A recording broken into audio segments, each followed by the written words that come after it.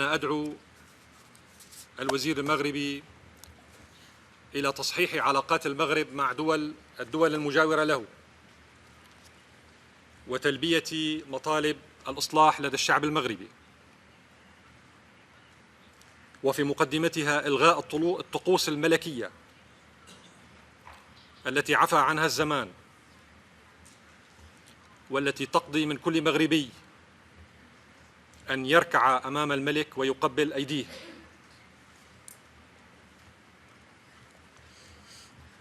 ثم ماذا عن قضية الصحراء الغربية؟ هل تريدون أن نفتحها للحديث؟ هناك أيضا شعب في الصحراء يطالب بحقوقه.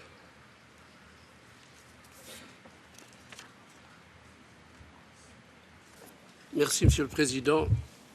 Monsieur le Président, lorsque Monsieur le Ministre a pris la parole devant ce Conseil, il a exprimé les convictions et l'engagement du Maroc en faveur du peuple syrien dans toutes ses composantes. Le représentant de la Syrie ici tout à l'heure a décidé de s'attaquer ouvertement et pratiquement à tous les membres de ce Conseil.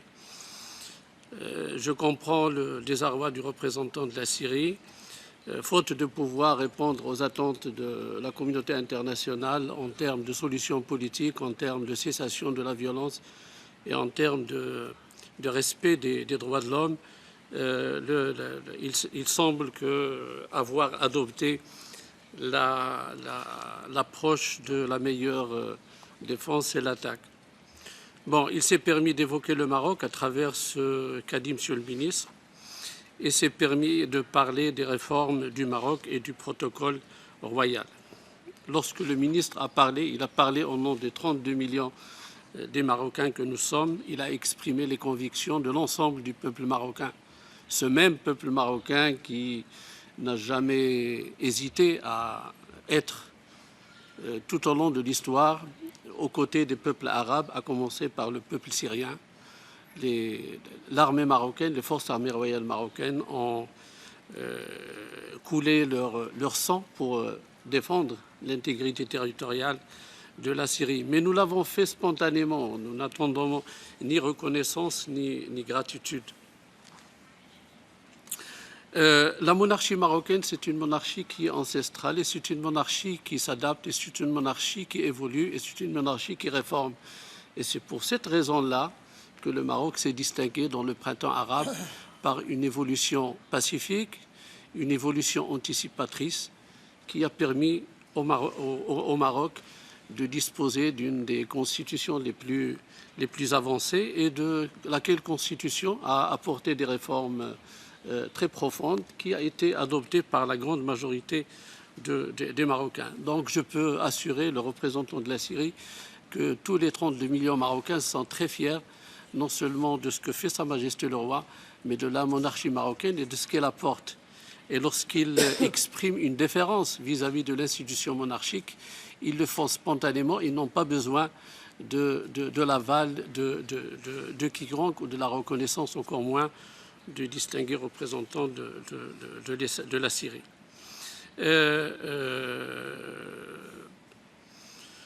Lorsqu'il a évoqué la question du Sahara, bon, je peux simplement lui rappeler que nous sommes en train de parler de la Syrie dans le cadre de la situation du Moyen-Orient.